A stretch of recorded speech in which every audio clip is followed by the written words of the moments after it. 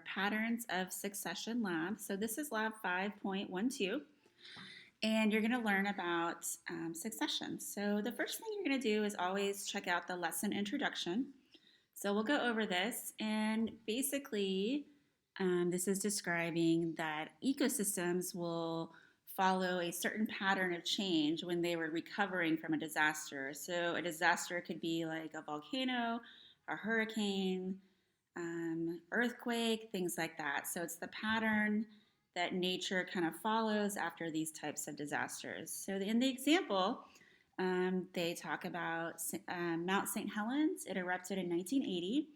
So the surrounding landscape changed dramatically. Trees and other plants were killed, and the soil was buried beneath many feet of volcanic ash. So in the years that followed, plant life slowly began to return, and this phenomenon is called succession. So in this lab, you're going to analyze changes that took place in the ecosystem around the mountain in the 24 years following the eruption of Mount St. Helens. Okay, so what you're going to do next is make sure you take a look at the student guide. This document is really helpful. There's a section on it where you can take notes as you're going through the lab, and that way you don't have to go back and try to find where you read something. It's just right there in your notes. Okay, so let's go on to the lab.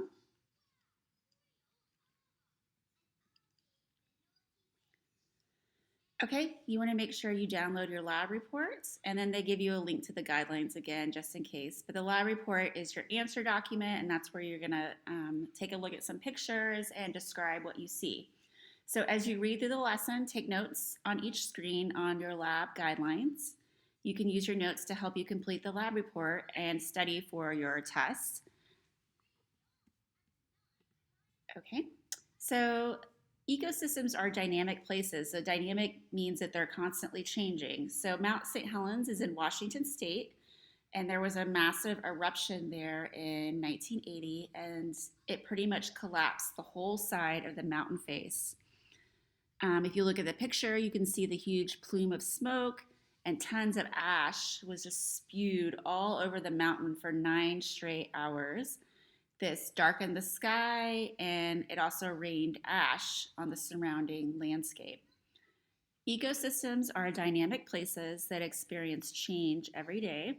Some of those changes are small, like temperature fluctuations, but others are more extreme, and these changes occur as seasons shift from one to the next. In the case of the eruption of Mount St. Helens, the change was quite sudden, and it radically altered the ecosystem around the volcano. Okay, so the fires, volcanic eruptions, these are called catastrophic changes. And it could be also fire or flash floods, tornadoes, hurricanes.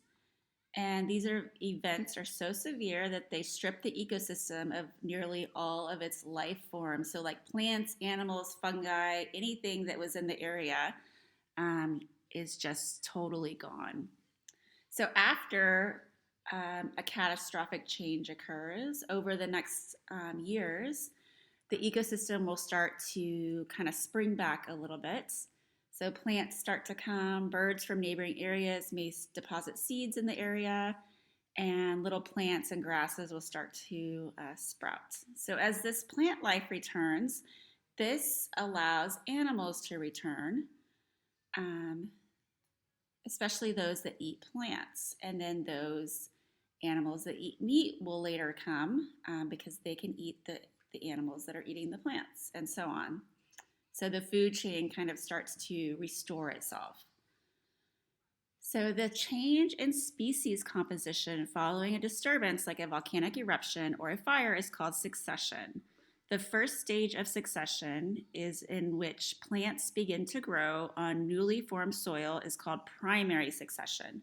So if you ever need to look at the vocabulary words or need to hear it pronounced, just click on the hyperlink. So the same for primary succession. Okay, so primary succession occurs after an entire ecosystem is disrupted, so like the volcanic eruption. So the first step is primary succession. After some major ecological disturbances, not only is the plant and animal life killed, but the soil is washed away, or it could be buried under that volcanic ash. And if it gets buried or if it's not accessible to plants, it's very hard for plants to grow right away. Primary succession first requires the formation of new land to support small, low-growing plants or ground cover. So ground cover comes first. If the soil has been washed away or covered, new soil must eventually form to support plant life. So you can kind of look in this picture, you can see some of the debris, the sticks, the dead brush and stuff, but then you start to see this ground cover start to come. So this says primary succession involves the formation of ground cover. So this is 14 years after the eruption of Mount St. Helens. So it took a very long time for soil to form that would support ground covering plants. All right, so the patterns of succession is just kind of a process that ecosystems go through when they are recovering from disruptive events. So in this lab, you're going to look at a series of photographs taken of Mount St. Helens. There's a lake near Mount St. Helens called Meadow Lake, and there are different pictures and different steps in succession that you're going to take a look at.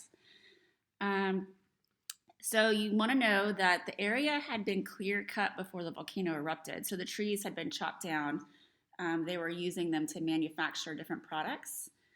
After you study the photographs, you are going to make sure to pay careful attention to the changes in vegetation that took place. So you're going to look at the biotic factors. That's the vegetation or the lack of vegetation. And you're also going to look at the abiotic factors, and those are the non-living factors. So that could be the soil, it could be volcanic ash, anything that's not non-living you could list that you see in the photograph, okay?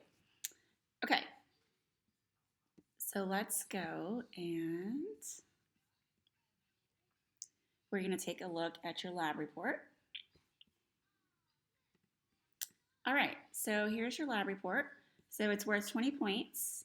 And for question 1, this is 3 years after the volcano erupted. So for the abiotic factors, you could see the area contains a lot of ash.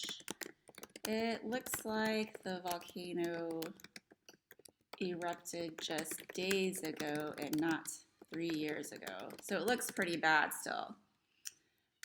There are dead trees and I would say sticks scattered around. So if you look closely in this picture, you want to notice that there are no biotic factors.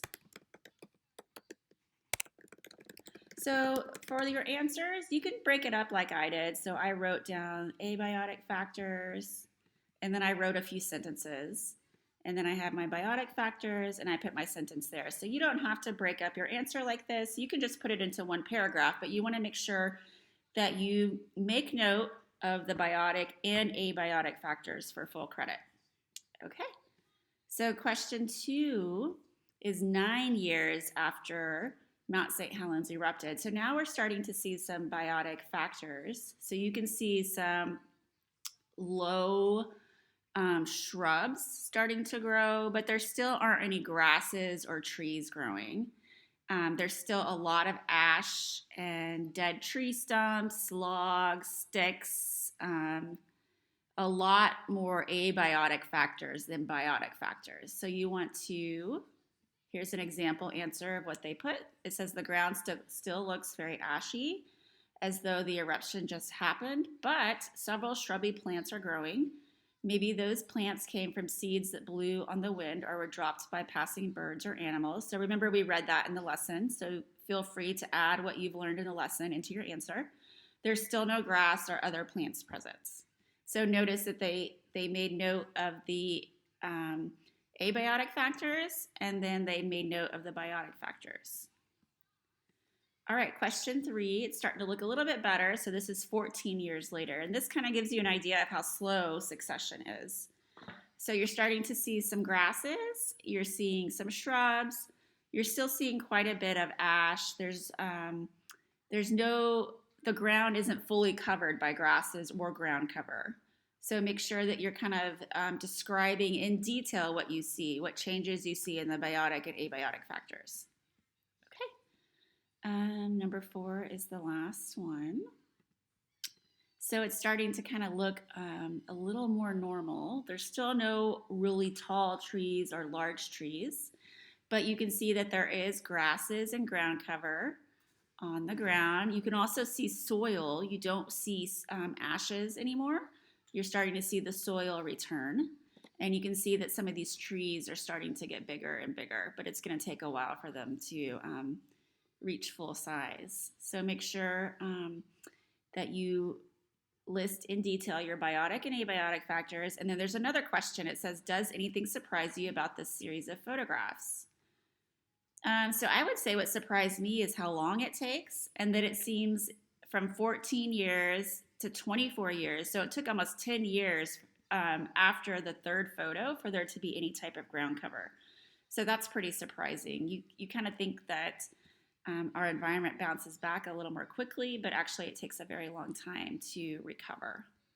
Okay, so when you're done, please make sure that you save your documents. So I save mine. Okay, then you'll come to your assessment. You're going to upload it in the assessment area and turn it in. If you have any other questions about this lab or there's something you didn't understand, please contact me by email, or you can also text me, and I will be happy to help you. Thank you so much. Bye.